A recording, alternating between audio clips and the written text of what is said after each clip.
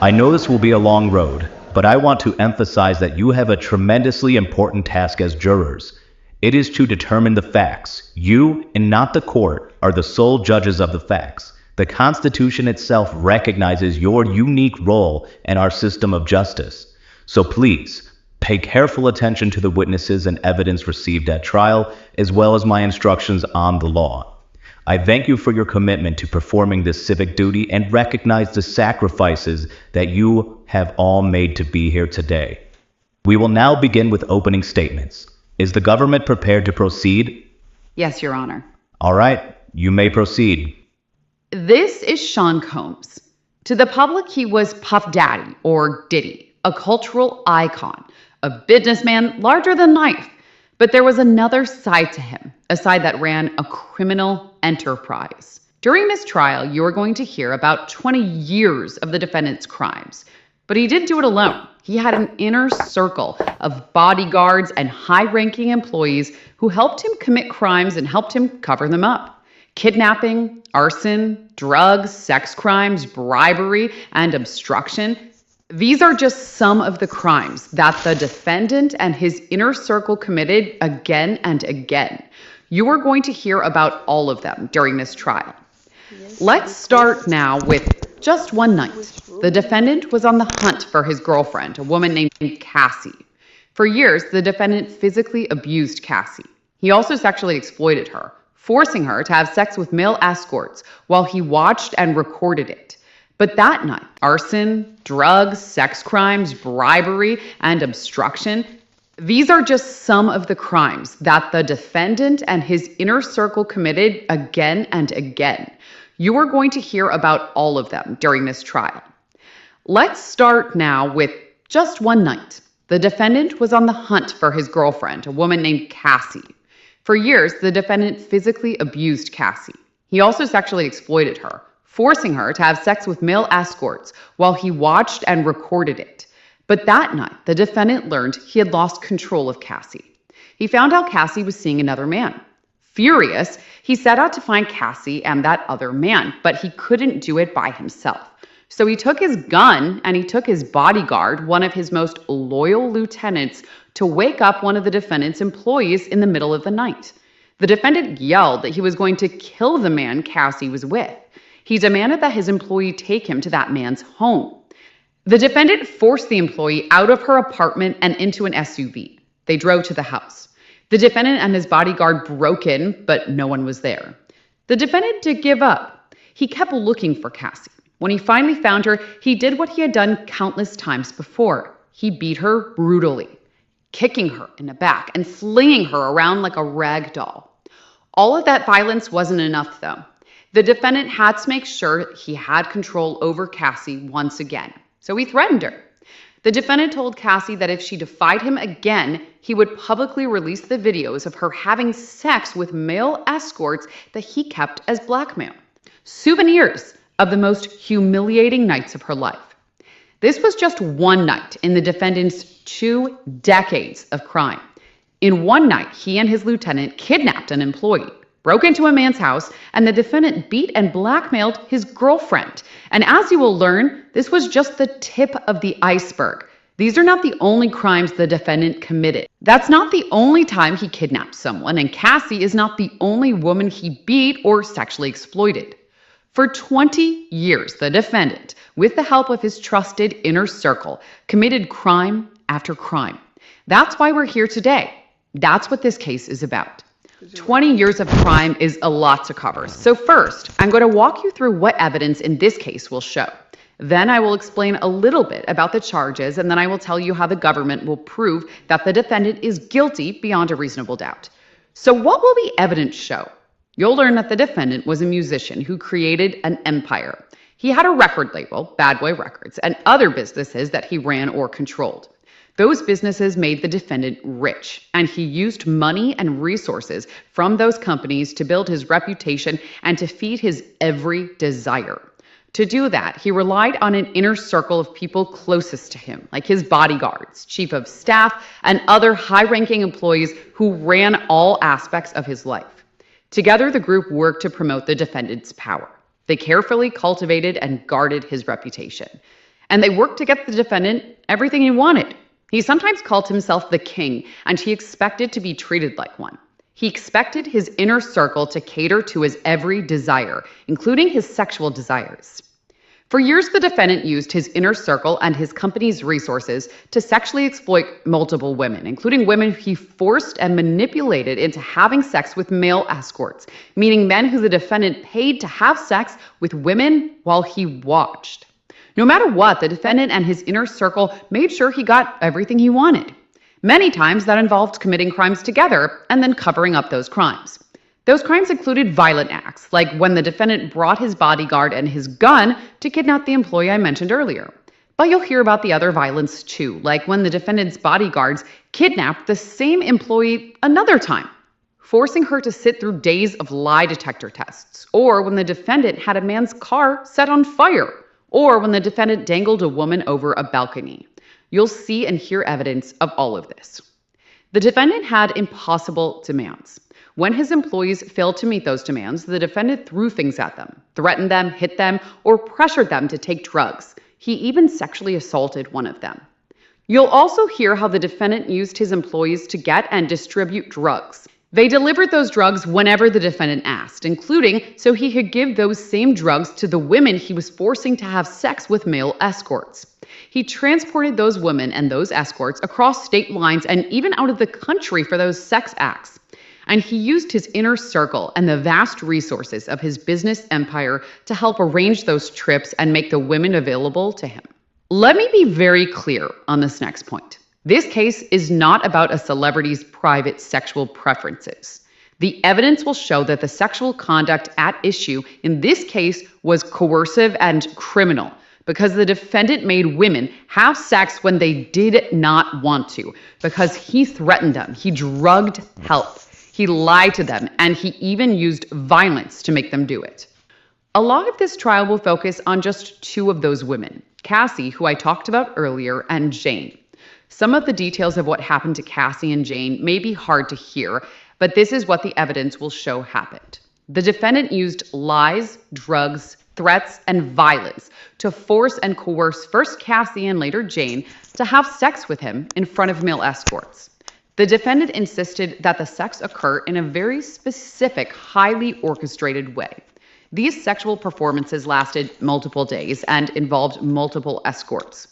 The defendant called these encounters by different names over the years. First, freak-offs, later, wild king nights or hotel nights.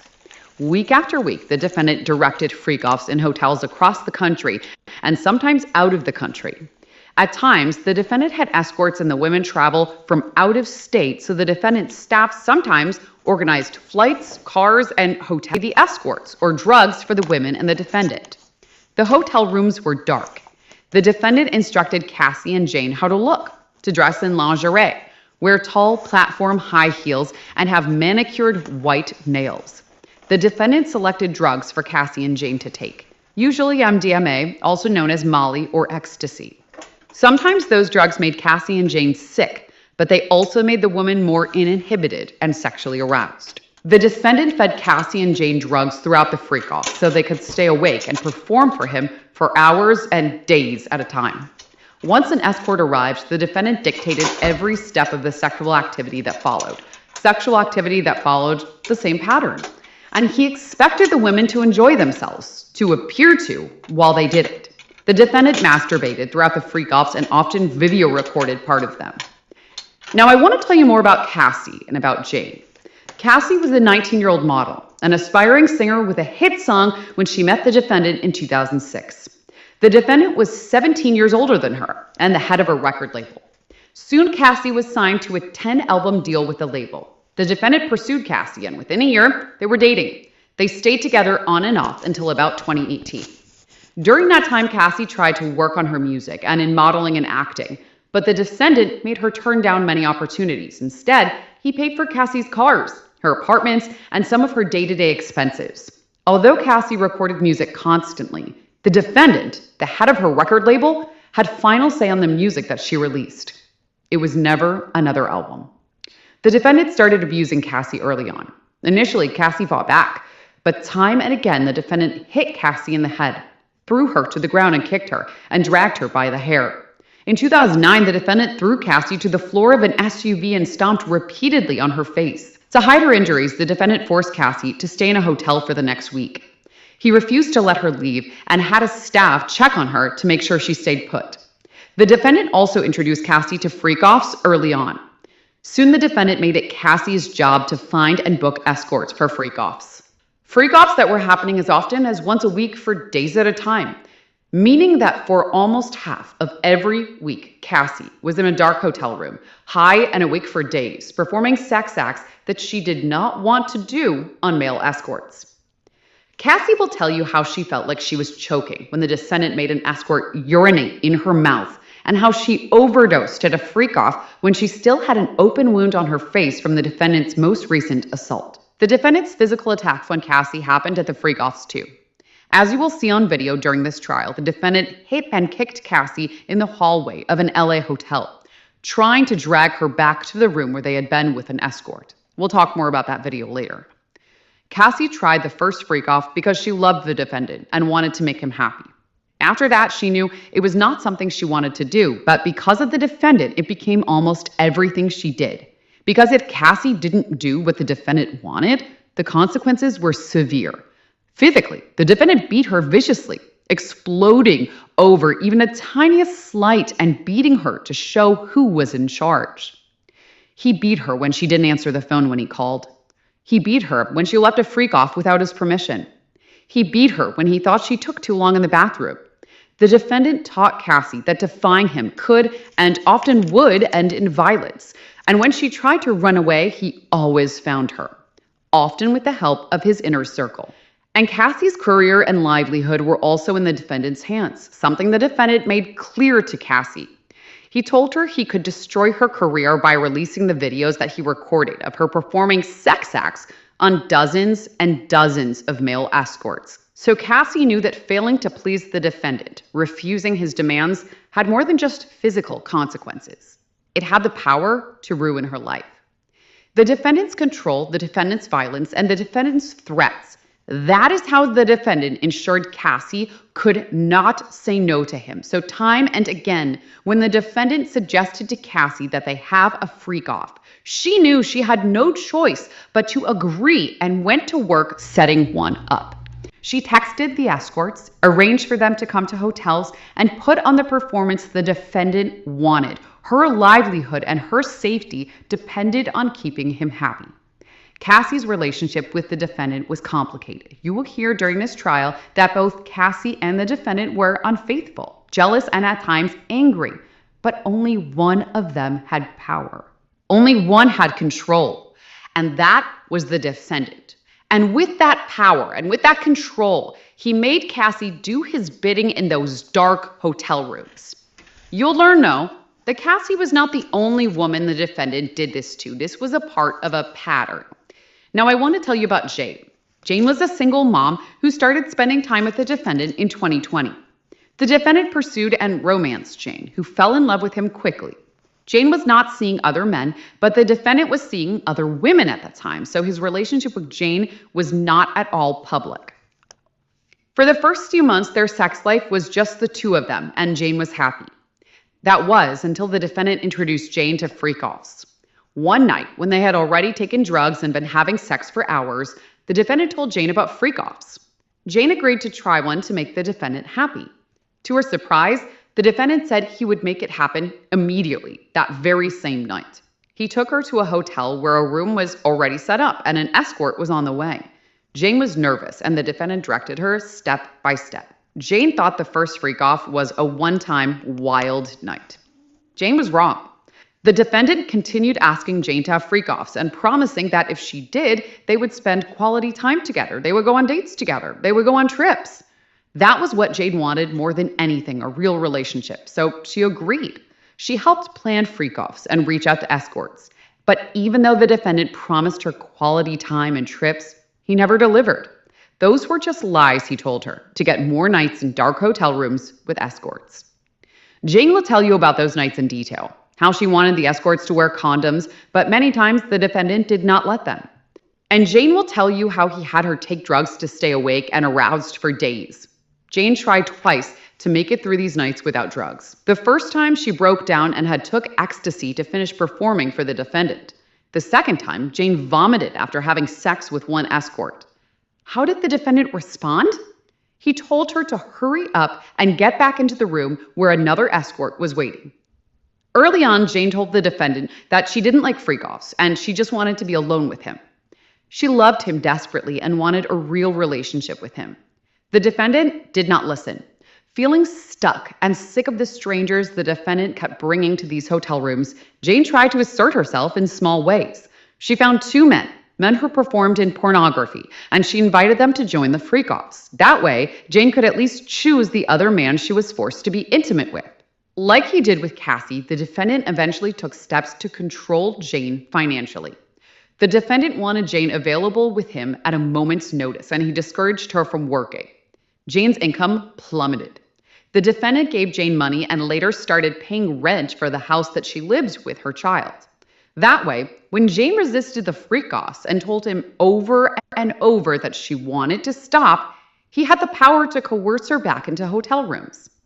And just as he had with Cassie, the defendant threatened Jane with the videos he recorded of her engaging in sex acts with the escorts.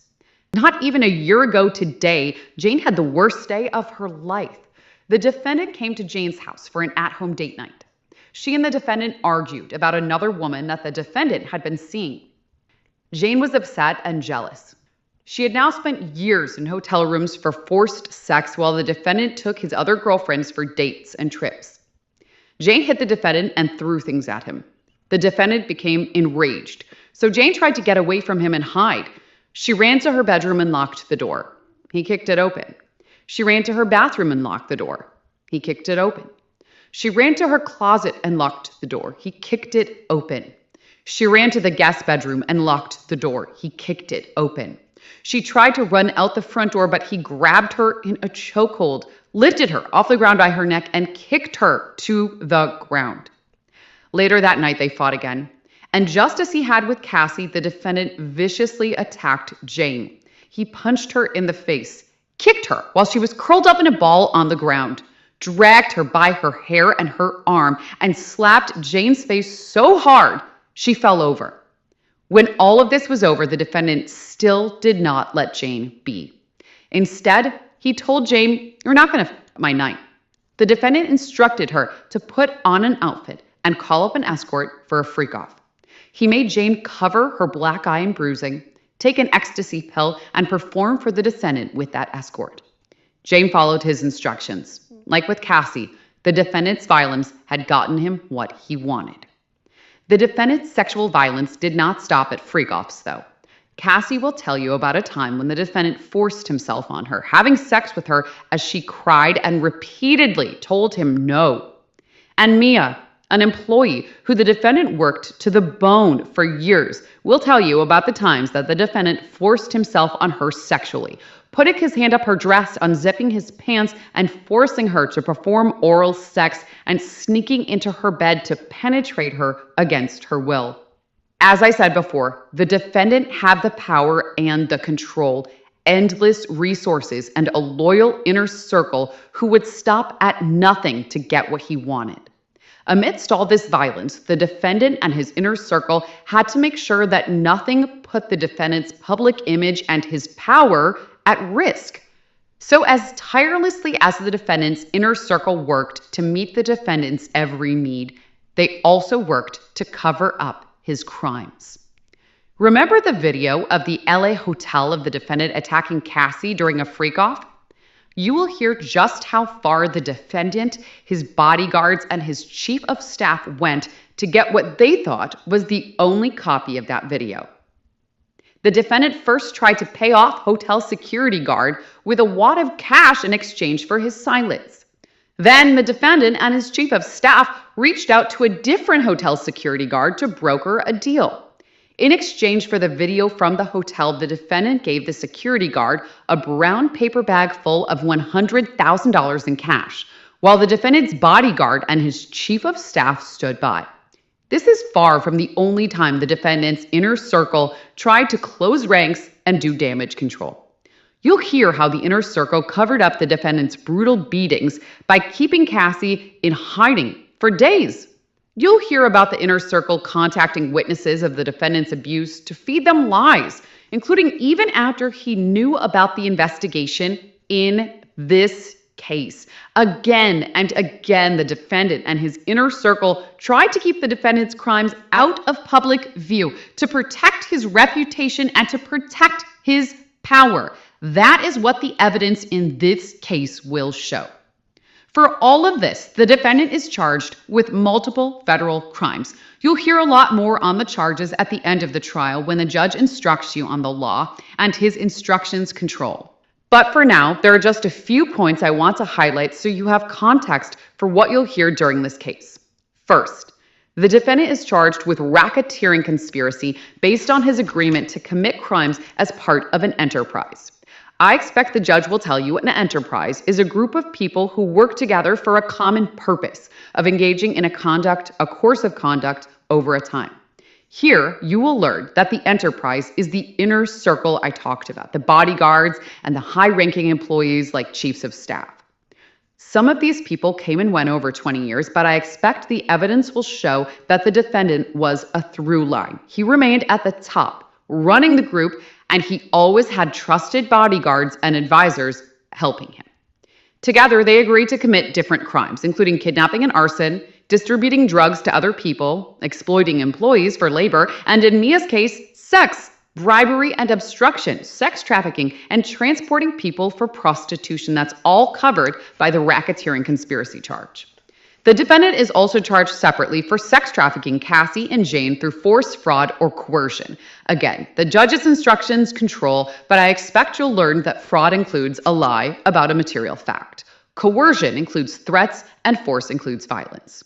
The defendant is charged with using all three tactics to make Cassie and Jane participate in days-long, drug-fueled, recorded sexual encounters with male escorts against their will. Finally, he was charged with transporting Cassie, Jane, and male escorts across state lines for these sexual encounters. How will the government prove to you beyond a reasonable doubt that the defendant is guilty of these crimes? You'll hear from witnesses, including Cassie and Jane, two of the defendant's victims.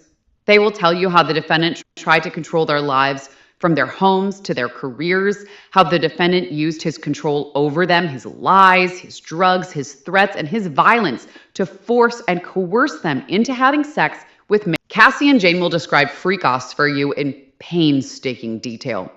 They will tell you some of the most personal and painful experiences of their lives. The days they spent awake in hotel rooms, high on drugs, dressed as characters to perform the defendant's fantasy just as he directed them to. You'll also hear from some of the defendant's employees. You'll hear from Mia, who worked as the defendant's personal assistant for years, the employee he sexually assaulted. Mia is just beginning to grapple with the times the defendant forced himself on her sexually. Mia will tell you how she could not talk about what happened to her until recently, how she wanted to take the secret of what the defendant did to her to her grave. You will hear from the employee who the defendant forced into an SUV with a gun from one of the defendant's chefs and from other personal assistants. They will tell you they worked punishing hours and days for the defendant, at times without any sleep. They will tell you how the defendant ordered them to buy drugs for him, how they used all the resources at their disposal to make sure the defendant always had everything he desired, how they were expected to keep quiet about what they saw and what they heard in the defendant's homes. You will learn that some of these witnesses and victims, including Cassie, have already received financial settlements from the defendant or have filed lawsuits against the defendant. But these witnesses will tell you they'd trade any money from the defendant for not having been abused. You will also hear from some of the escorts who participated in freak-offs with Cassie and Jane. They will tell you how the defendant directed the sexual activity between escorts and Cassie or Jane down to the detail of how they touched each other, the specific sex acts they performed, all while the defendant filmed it. You will even hear from an escort who saw the defendant assault Cassie and drag her by her hair during a freak-off. In addition to these witnesses, you will see documents that prove the defendant's crimes. You'll see records from hotels, car services, and airlines showing the dates and locations when the escorts and women traveled to meet the defendant for freak-offs. You will see records of the physical damage the defendant in his freak-offs caused the hotel rooms where he stayed. You will see dozens and dozens of text messages about freak-offs, including messages from the defendant to his staff asking for more cash to pay escorts. Messages where the defendant tells Cassie what drugs to take and when before freak-off. And messages from Jane to the defendant telling him over and over again that she did not want to do freak-offs. And you will see videos of some of the freak-offs, the videos the defendant used to blackmail Cassie and to blackmail Jane. Those videos capture just small parts of these days-long performances. In them, you could hear the defendant providing direction to Cassie and Jane, and you will see Cassie and Jane do exactly what the defendant tells them to do. You will see them put on performances high on ecstasy, where they pretend to enjoy themselves because that's what the defendant said he wanted. You will see for yourselves the defendant's violence in its aftermath. You will see photos of Cassie and her injuries from the defendant's assaults. You will hear from witnesses who saw the defendant assault Cassie or saw injuries he inflicted on her. You will see photos of the damage the defendant did when he kicked in 4 doors at Jane's home. And you will see videos of Jane with bruising still on her face days after the defendant attacked her and forced her to do a freak-off not even a year ago. You will see for yourself what the defendant had in his homes in March 2024 when they were searched. Guns, the defendant's so-called med bag full of illegal drugs, and freak-off supplies like lubricant and platform high heels. Finally, you will see and hear evidence of how the defendant and his inner circle worked to keep his reputation and his power intact for all these years. You will see the agreement signed by the hotel security guard barring him from speaking about the $100,000 that the defendant paid him for the hotel security video. You will hear recordings of phone calls when the defendant called Jane after Cassie had filed a lawsuit. You will hear him. You will hear him try to manipulate Jane into saying she wanted to have freak-offs. You will hear him interrupt Jane when she pushes back. You will hear the defendant's thinly veiled references to continuing to pay for Jane's home in exchange for her silence. You will see the text messages the defendant sent to his chief of staff right after talking to Jane to make sure that Jane's rent would still be paid on time. The evidence will come in piece by piece. It won't always come in chronological order, but by the end of this trial, when you've seen and heard all of the evidence, you will see how it all fits together. You will see how it proves that the defendant led and controlled an enterprise that enabled him and others working for him to commit many crimes. How it proves that he forced and coerced Cassie and Jane into sex with male escorts, including by having them travel to other states and countries so that those sex acts could happen. And you will see how all of these crimes and the empire the defendant controlled was designed to fulfill his sexual desires, to protect his reputation, and to keep his power. At the end of this trial, we will have the opportunity to speak with you again. But between now and then, I would ask that you do 3 things. First, please pay close attention to the evidence. Second, please follow the judge's instruction on the law. And third, please use and trust your common sense. If you do all that, you will reach the only verdict that is consistent with the law and the evidence in this case, that the defendant, Sean Combs,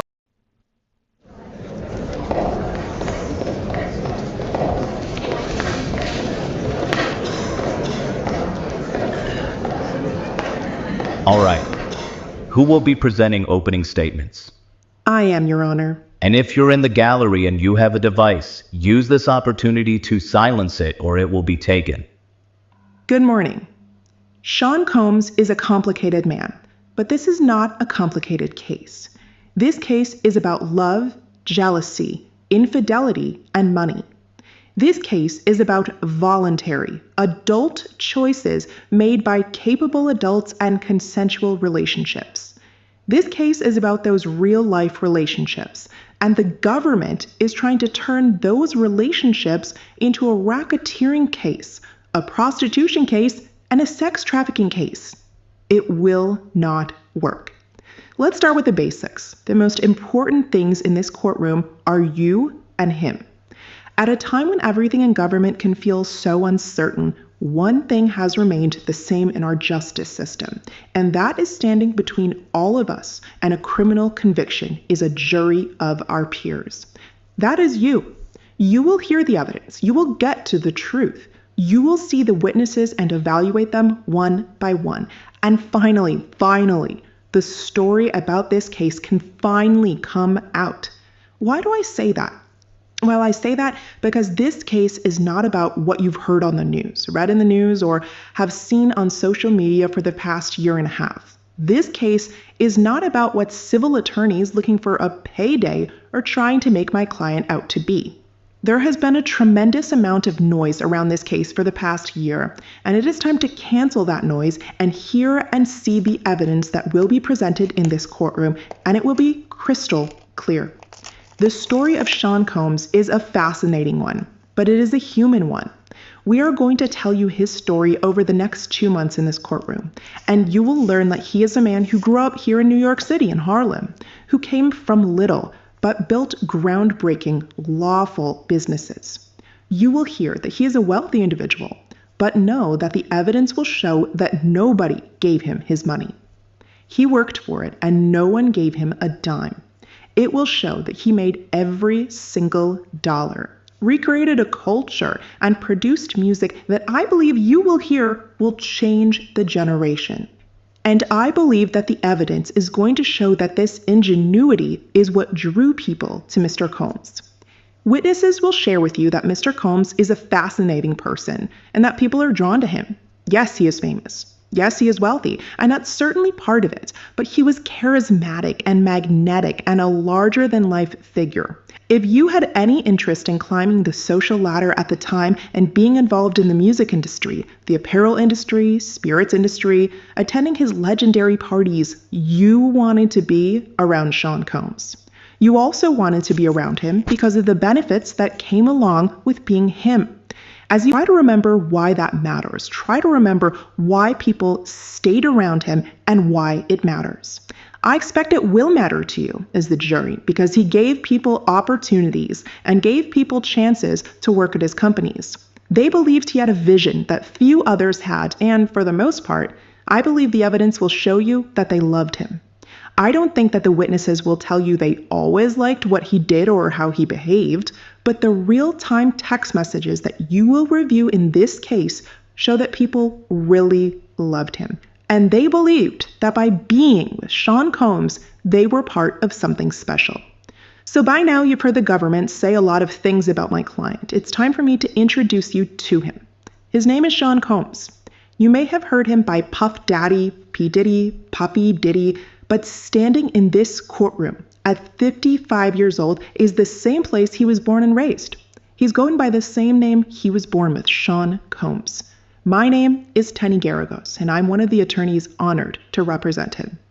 The government started their opening statement by telling you about this 20-year racketeering influence corrupt organization, Act Enterprise, that he committed with his apparent trusted inner circle. The only people in this courtroom who will tell you that they participated in, knew about, or came to an agreement to participate in a racketeering enterprise are the prosecutors.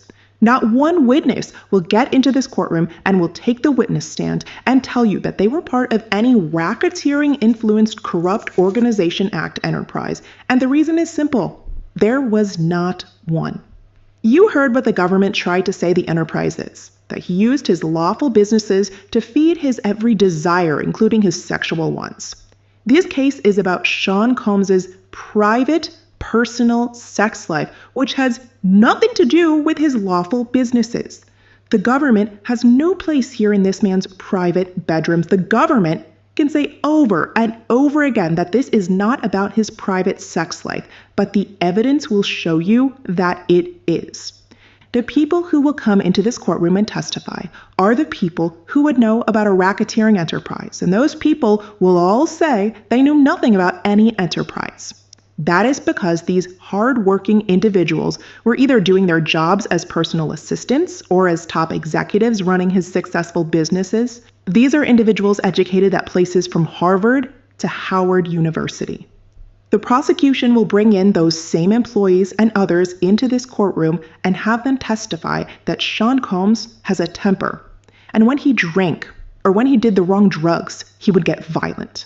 My client is not proud of that, but it is one of the many things we are going to own and fully admit right up front at this trial. Sean Combs had a bad temper. He sometimes gets so angry or so jealous that he is out of control. You will see evidence and you will hear some testimony that does not portray my client in a good light. You will hear some text messages, some voice notes, and some witness testimony that may make you think, I don't think this guy is a great guy. I don't like how he lied to his girlfriends. I don't like the things he just said in that text message.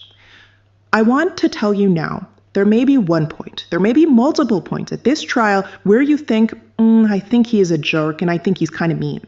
But he is not charged with being mean. He is not charged with being a jerk. He's charged with running a racketeering enterprise.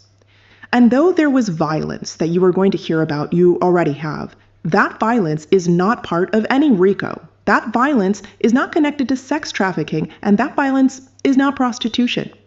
There was a name in criminal law for the violence we will hear about and we will see at this trial. It is called domestic violence. It is called assault. Domestic violence is a very serious matter. I want to say that now. It is a bad, illegal problem, and it is something that the law addresses. We take full responsibility that there was domestic violence in this case. Domestic violence is not sex trafficking. I want to say it again. Domestic violence is not sex trafficking. Had he been charged with domestic violence, had he been charged with assault, we would not be here right now. We would not be sitting through an 8-week trial. However, he has been charged with different crimes. Sex trafficking, prostitution, racketeering. These are federal crimes with their different statutes. They charge different elements, and he simply is not guilty of those crimes. One of the central themes of my statements to you will be personal accountability and personal responsibility. As the trial goes on, we will see that with each witness. We are going to take that on ourselves. We will not shy away from the things Mr. Combs did, but we will not deny his personal responsibility or own the things he did not do. We are telling you right now that he is physical, that he is a drug dealer. I'm telling you, he had a bit of a different sex life. For example, you have not heard any evidence in this case, but the prosecutors already told you about lubricant, and you may know of his love of baby oil. Is that a federal crime? No. You will hear that he got IVs after ingesting drugs. Is that a federal crime? No. He will be responsible. He will be accountable for the things that he did. But we will fight for his freedom throughout the next 8 weeks for what he did not do. And he cannot be the only person in this case who accepts personal responsibility and accountability for his actions. The alleged victims who will testify in this case are capable, strong adult women.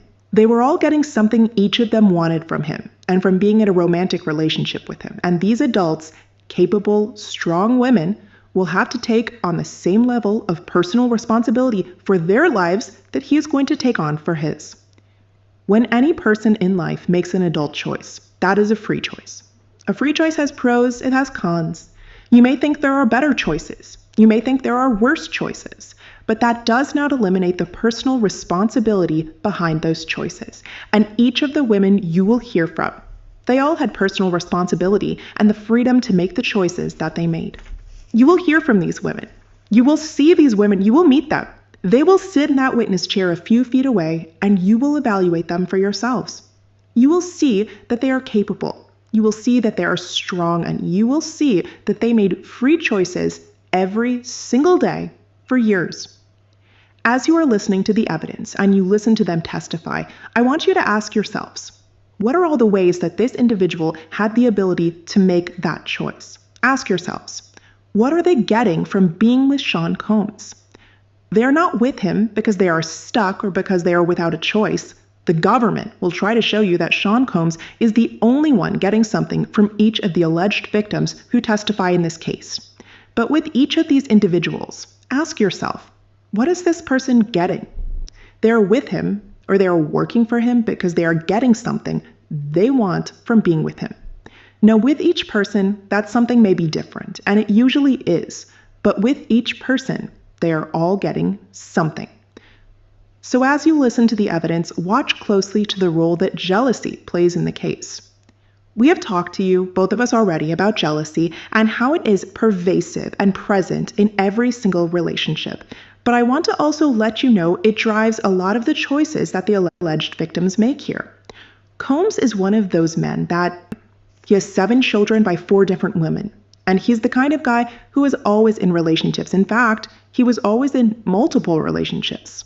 But critically, he was not always honest about that fact. And you'll find that even when women knew he was in multiple relationships, this would drive a primal jealousy in people. It would drive a lot of the choices you are going to see in this case. You are also going to see that Sean Combs is extremely jealous. You might think that it's hypocritical. You might not like it, but you are going to see that he is also extremely jealous. So as you're listening to the evidence and you're evaluating the testimony, ask yourself, what is causing that fight? The answer is, without exception, jealousy or drugs. The hitting, the things we are going to take responsibility for. It is typically because of jealousy or drug use. The role of jealousy here is critical and it's pervasive. The evidence will show you that over the course of the 20 years we will examine in this courtroom, we'll see the same women over and over. They remained in multi-year relationships with him, and I believe that you'll pretty much know about every relationship he's had over the past 20 years. Again, that's whether this is an employee or a girlfriend. You will pretty much know about every girlfriend he has had. You will see that these women are strong, capable, and they were in love with him. You will see that breaches of trust, infidelity, and jealousy are what drove the domestic violence you will hear about. You will see that alcohol and drugs played a major role in his temper.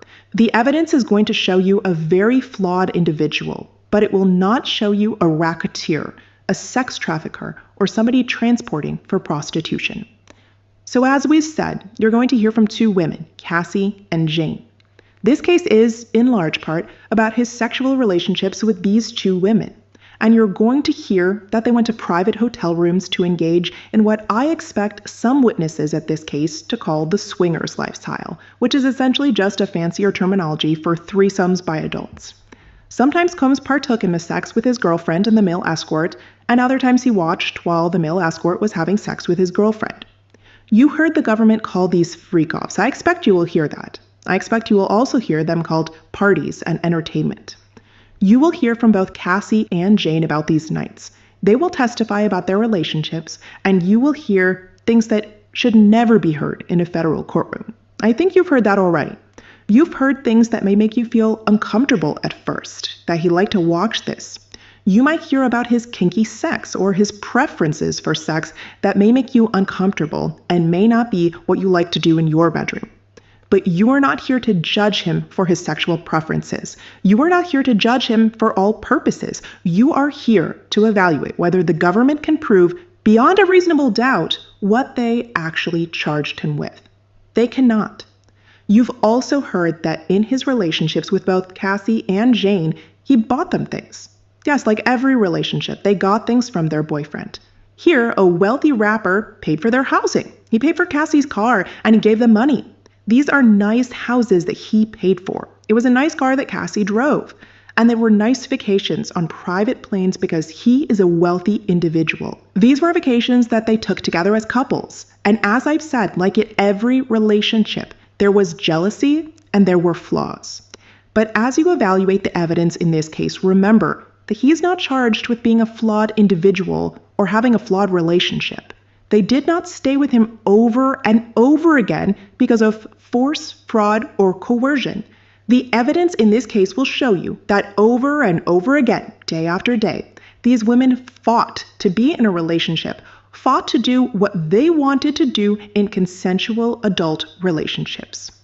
This case started with Cassie, so I think it's best for me to start there. I expect you will hear from her this week. She will sit in this witness box and she will tell you about her 11-year relationship with Sean Combs. You heard that they met when she was an up-and-coming artist. What you didn't hear is that she had a boyfriend at the time, and he was in a very public relationship with the mother of 4 of his children, named Kim Porter. After the two fell in love and started dating, she broke up with her producer boyfriend, but Combs, for his part, did not break up with Kim. He remained in a public relationship with her, and that is something that caused extreme jealousy with Cassie. He continued that relationship with Kim Porter until her tragic, untimely death from pneumonia in 2018.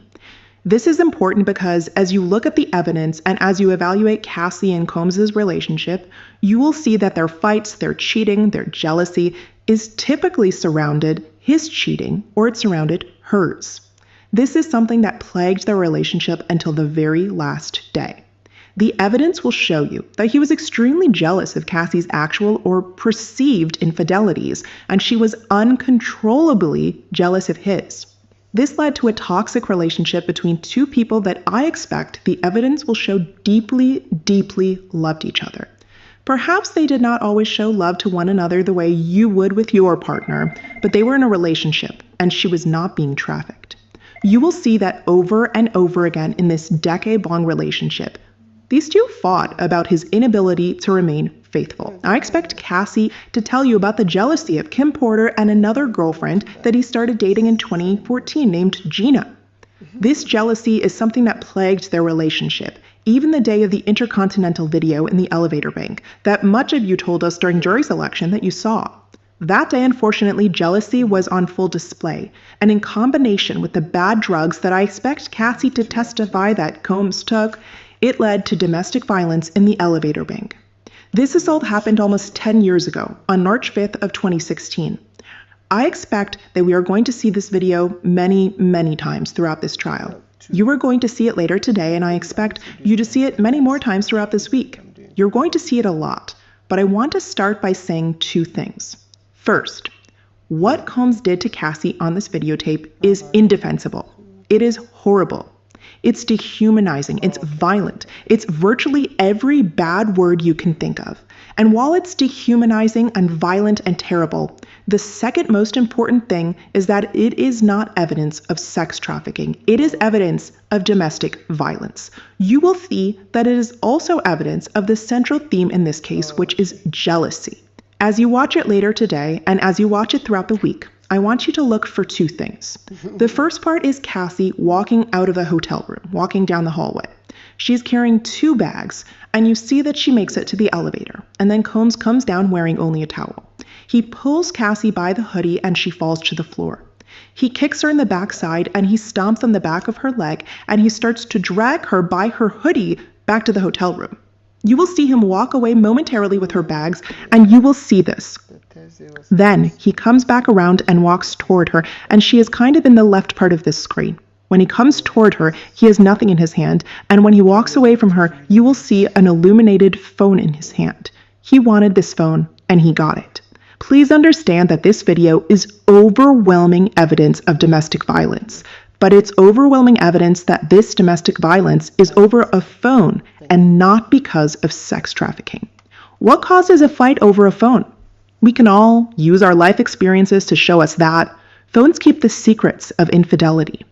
And you will hear that there was another fight even later that year, again, about a phone. I'm not justifying the assault, not by a long shot, but I'm putting it in proper context because you will see that as soon as he gets the phone, he sits down. He's visibly disgusted. He broke a vase and he threw flowers and stayed away. The video has a second part. Cassie calls security from the hotel phone. The security officer comes to the floor, and I expect you will hear from him later today. Combs is sitting in the chair slumped over. He's holding his head in his hands, and the security officer tells him to leave the public area of the hotel where they are making a commotion. You will see Cassie turn to Combs and gesture to her, and pay attention to the words that I think you will hear her say to him, which is, "Get back to the room." 2 parts. Both of them important, and both of them important to show that Combs assaulted Cassie. But you can't stop there, because he is not charged with assault. Is it because of sex trafficking, as the government is going to argue to you? Or is it because of something else? I expect the evidence, even just this week, will show you that the fight was over a phone. These two stayed together 2 more years after this incident, and to understand how and to understand why is to understand how this relationship ended. You'll hear that, even into 2018, these two were fighting to stay together. But the evidence will show you that in the summer of that year of 2018, she woke up to a gossip site that showed a photo of Combs and Gina, the same woman who he had started having an affair with in 2014, or a relationship with, I should say, walking out of the Standard Hotel together. Cassie could not come back from it. She could not give him another chance, and instead, she made the choice, as she often did, when he was caught in public with Gina, to break up with him and date another man. For Cassie, she made a choice every single day for years, a choice to stay with him, a choice to fight for him.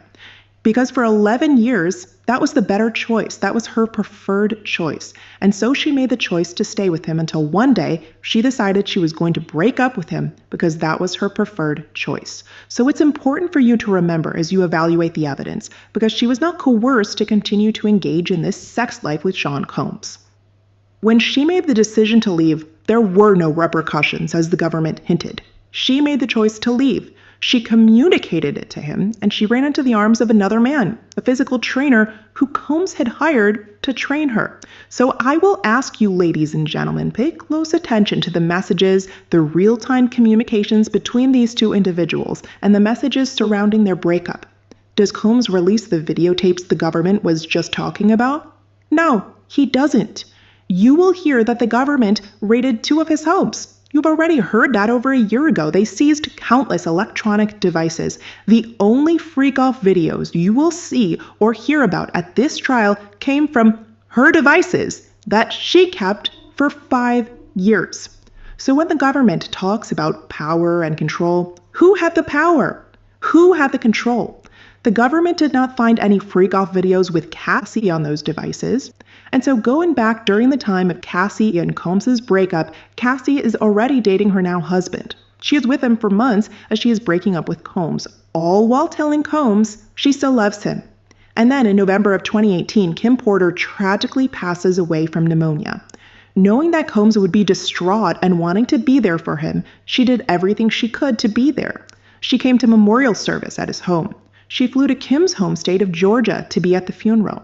Don't lose sight of the fact that amidst a breakup, all the way at the end of 2018, she flew to a funeral service to be there for him and support him and his family during this trying time of their life. And at the service at their home, Combs, to a group of loved ones, former employees, and others, and to many people on social media who were paying respects, said, and I quote, "Kim was my soulmate."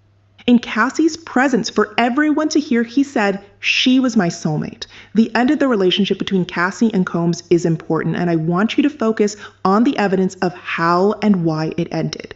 When Combs publicly said Kim Porter was his soulmate to all the people around him who were there, for the first time maybe ever, Cassie realized all the things she would not be. I expect many witnesses at this trial to tell you she wanted to be Combs' wife. I expect she may even tell you that. That is what she spent 11 years trying to get, and in one day it became clear to Cassie she was never going to get that.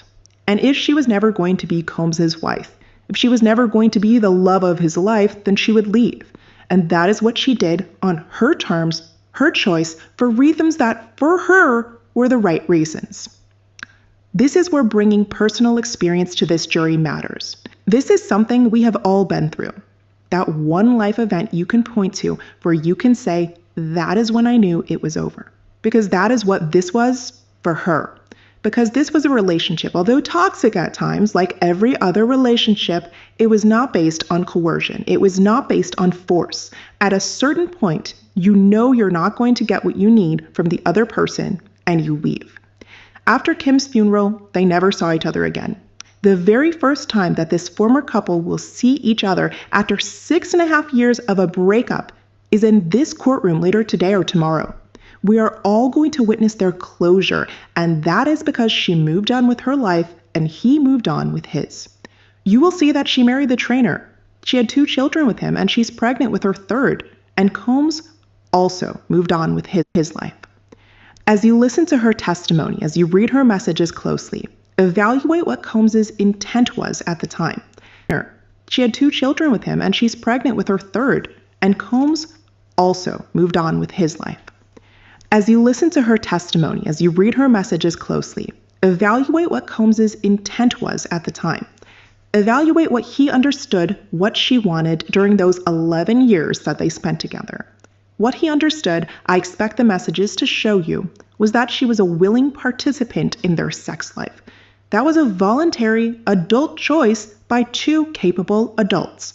What Cassie may testify to this week, 6 years after a breakup, is not a match for the real-time evidence that you will have. The real-time text messages, I urge you to read. Evaluate his intent, which is the only thing that matters here. The government also talked to you a lot about Jane. She is the other woman that the government alleges Combs sex trafficked. She was his girlfriend of 3 years, and she comes into his life several years after the Cassie breakup. I think you will find in the evidence, is a little bit different in 2020 and 2021 than he was when dating Cassie. And I think the most important reason you will see is that he was more upfront about his dating life. Rather than saying that he was only dating one person, he was very upfront with Jane. I expect her to tell you that he was dating multiple different women. However, as I started my opening statement, this did not stop the jealousy. Jane's relationship with Combs was plagued by jealousy. Their relationship was not the 11-year public romance that Combs and Cassie had. The problem is that Jane wished it was. The government told you that their relationship was not public. You are going to hear from Jane why that was. There are many different reasons why that was. And so after a period of time, their relationship became primarily sexual. Jane is also older than Cassie was when she started dating him and was living her own life in a different state raising her child. She is a capable, strong adult woman. And you're going to hear, as I expect that you've already heard, that pretty soon after her relationship with Combs started, he brought up the idea of whether she would want to have sex with another man, again, like a consensual threesome. And Combs could watch. She agreed, and they went to a private hotel room away from his employees, away from family.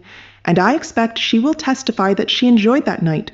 She laid down on the couch after and said to herself, wow, I can't believe I just did that. And you will see that Combs really began to love these hotel nights with her. And I expect that she will testify that she began to do everything possible to make these nights incredible for Combs. That includes finding the best male entertainment to join them, to wear the outfits he would find the sexiest, and saying all the things during these nights that would excite him. I expect she will testify she did this because she loved him. She was desperate to spend time with him, to be with him, and ultimately to give him something none of the other girlfriends that he was dating at the time were giving him. She will tell you that she tried many times to change the tenor of the relationship from one of a purely sexual nature to something maybe deeper or more meaningful.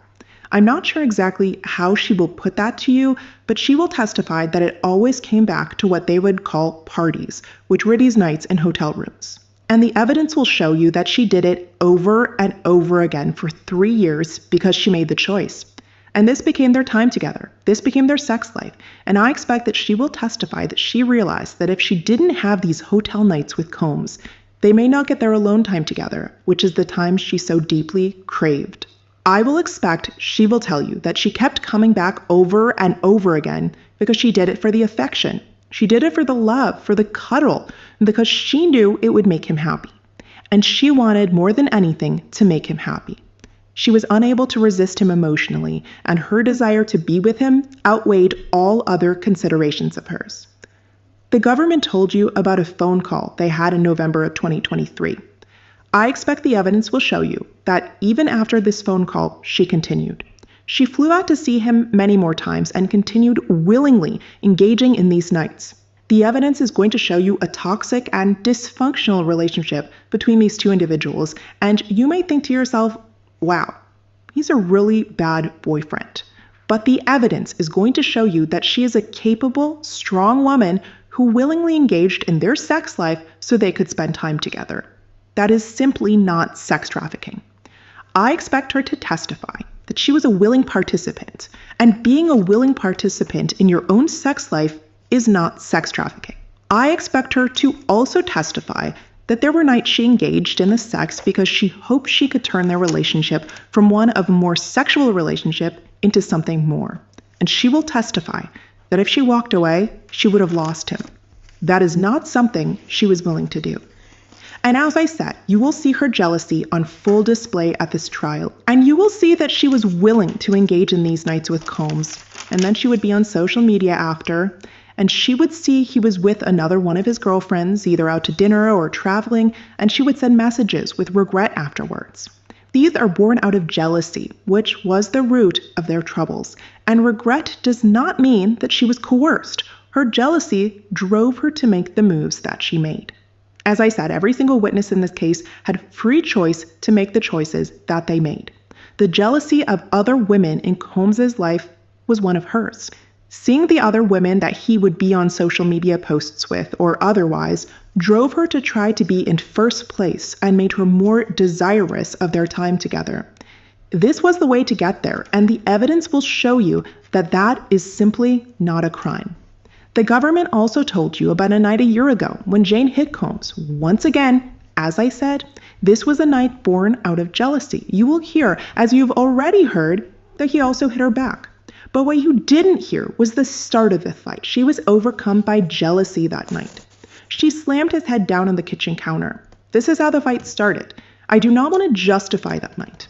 I do not want to justify the assault, but I simply am here to tell you that the evidence will show you that it starts because she slams his head on her kitchen counter. And you are also going to hear that less than a month or approximately a month after this assault, an incident of domestic violence at her home, she flew to Combs' home in Miami. She called an escort and had what I expect her to say was one of her best hotel nights that she was with one of their regular escorts. Now, during the testimony of both Cassie and Jane, I expect the government is going to put in a bunch of videotapes of the so-called freak-offs or hotel nights or wild king nights, however you would like to call them, into evidence. These videotapes depict what we've been telling you about Sean Combs, one of his girlfriends, and a man. These videos, we believe, are powerful evidence that the sexual conduct in this case was consensual and not based on coercion. But I want to say one thing to you now. Some of you may find them hard to watch. Not because they are violent, not because they are non-consensual, but because they were never meant to be seen by people outside of that room. They are, in one word, intimate. And they were always meant to remain that way. The reason these videos will be seen by you is because the government has chosen to take possession of these videos and to put them in evidence in a federal courtroom. Playing these videos will feel invasive, but the government has charged him with sex trafficking, and the evidence of the alleged sex trafficking is on these videos. This is why you will have to see them. You may hear about other women. The government told you about someone named Mia, for example. I urge you to pay attention to these other women's real-time communications with Combs. Ask yourself, why are they making these allegations now? What is their motive? You will conclude, like you will with every single other witness in this case, that everybody who testifies has a motive. With Mia, for example, I ask you to evaluate her motive when you listen to her testimony. What are the reasons she is saying? I ask you to evaluate her motive when you listen to her testimony. What are the reasons she is saying what she might be saying now, what she never said before and certainly never said when she first started cooperating with the government? This is someone you should evaluate her messages carefully, ones of unbelievable love for Combs throughout her employment. You are also going to hear from several other past employees of his. They will try to paint a picture for you of a hostile workplace. As I've said with nearly every single witness in this case, when these people testify, ask yourself, why did anybody, if they were so scared and if this was so hostile, ever call the police? Why not? I expect that the evidence will show you that the testimony against him, their former boss, for many, not all, is vindictive, or they are being subpoenaed to give it. Like every other witness, ask yourself, what is the something? What is the reason they stayed? You will find with every single person, they had a something. So when you hear from the witnesses who testify here, who will tell you they were victimized, and you ask yourself, what is their motive? For many of them, the answer is simple: money. This critical case started because of Cassie, not because she went to law enforcement with her allegations, but because she filed a public lawsuit against Combs in November of 2023, at this time when she was having financial trouble and living in her parents' modest home in Connecticut with her family. Rather than go to law enforcement about what had allegedly happened to her, she went to a civil lawyer who is here today. I expect that this trial, from nearly every witness that you hear from, they will tell you that instead of going to law enforcement, after either their employment ended for the alleged victims, they went to a civil lawyer for a money grab, they will claim that they were so afraid of this man that they could, of course, not go to the police because he was so powerful. But they were not so afraid that they could not go to civil lawyers to make money demands against him. Demands for unbelievable amounts of money, more money any of us have ever made. Cassie, for example, will tell you that she first made a demand on Combs for $30 million. Another witness will tell you that in a breach of contract case, she made a demand for $22 million. And as you listen to these witnesses, and there will be many, as the prosecutor told you, who made civil demands against him, I want you to ask yourself, how many millions of reasons does this witness swearing to tell the truth and nothing but the truth have to lie? How many hundreds of thousands of reasons does this witness swearing to tell the truth and nothing but the truth have to lie? Will you really believe that these people who have demanded an unimaginable amount of money from Mr. Combs would have traded all of that not to be abused? Because if that is the case, I submit that you will reconsider, why did they never go to law enforcement? So in closing, the evidence will be framed to prove from the government. They will attempt to prove racketeering influence and Corrupt Organizations Act charge, 2 sex trafficking charges, and 2 prostitution charges. The evidence you will hear at this trial will not make out any of them. The conspiracy charge is that Combs allegedly committed 2 counts of acts of kidnapping. 1 count of arson, a bribery, an obstruction of justice, forced labor, and drug trafficking. I'm going to take these briefly in turn, and then I'm going to ask you to evaluate the evidence by the witnesses who will testify on these acts. First, he did not commit any of these acts. In terms of the alleged bribery and the obstruction of justice, this relates to the Intercontinental Hotel incident that we talked about this morning. You will hear, as you already did, that he paid money to a security guard at the Intercontinental so the footage would go away. This was solely related to preventing bad publicity for both Combs and Cassie and had nothing to do with obstructing a law enforcement investigation. No law enforcement investigation existed, period. That is a requirement. And so evidence will show you he simply did not commit those acts. As to the kidnappings and the arson, I submit that you are not going to find there were any kidnappings, and he was simply not involved in the alleged arson. The government told you that the kidnappings relate to 1 employee who I'm telling you the evidence will show worked for Combs for almost a decade. As you listen to her testimony and evaluate, was this person actually kidnapped? I expect the evidence is going to show you that even after the criminal investigation into Combs started, she asked to work for him again 12 years after her employment ended, 12 years after she claimed she had been kidnapped the last time. Now, more than a decade after these kidnapping acts, and so the evidence is going to show you that he simply did not commit them. As to the drug trafficking, I submit the evidence is going to show you that the drugs are personal use drugs for him and justice. This relates to the Intercontinental Hotel incident that we talked about this morning. You will hear, as you already did, that he paid money to a security guard at the Intercontinental so the footage would go away. This was solely related to preventing bad publicity for both Combs and Cassie and had nothing to do with obstructing a law enforcement investigation. No law enforcement investigation existed, period. That is a requirement. And so evidence will show you he simply did not commit those acts. As to the kidnappings and the arson, I submit that you are not going to find there were any kidnappings, and he was simply not involved in the alleged arson. The government told you that the kidnappings relate to 1 employee who I'm telling you the evidence will show worked for Combs for almost a decade. As you listen to her testimony and evaluate, Was this person actually kidnapped? I expect the evidence is going to show did not commit those acts. As to the kidnappings and the arson, I submit that you are not going to find there were any kidnappings, and he was simply not involved in the alleged arson. The government told you that the kidnappings relate to one employee who I am telling you the evidence will show worked for Combs for almost a decade. As you listen to her testimony and evaluate, was this person actually kidnapped? I expect the evidence is going to show you that even after the criminal investigation into Combs started, she asked to work for him again 12 years after her employment ended, 12 years after she claimed she had been kidnapped the last time.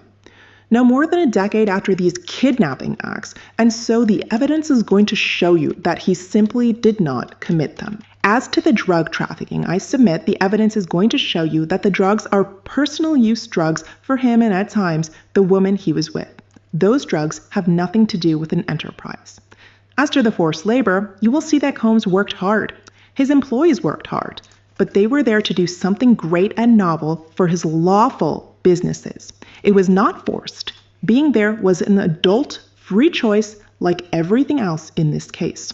Second, the RICO conspiracy requires a group effort, even if the group is 2 people, and there will be no evidence of that. So as you are listening to the evidence, ask yourself, who is Combs actually conspiring with to violate the Racketeering Influence Corrupt Organization Act? The answer will be no one. Finally, the last of the charges I will talk to you about are the 2 counts that charge him with causing interstate travel for the purpose of prostitution. For him to be guilty, I expect the judge will tell you that he had to intentionally engage in what he knows to be prostitution. What the evidence is going to be is that he was paying different men for their time and inexperience. Think about the pornography industry, for example. Actors in pornographic movies are paid for their time and generally they have sex. Otherwise, it wouldn't be pornography. You'll also hear about many companies. I expect you'll hear from one later today called Hunkomania, a company called Cowboys for Angels that advertise online across the country where you can pay money for time and an experience.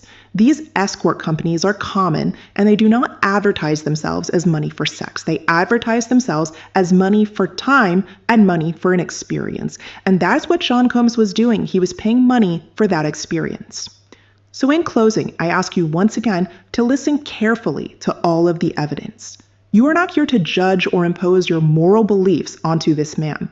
You are here as a jury of his peers to determine whether the government can meet its burden of proving beyond a reasonable doubt that he committed these crimes. You will hear the evidence. When you go back into the jury room and evaluate the evidence in light of the crimes that are actually charged here, you will return the only verdict that the evidence demands, that he is not guilty of these crimes.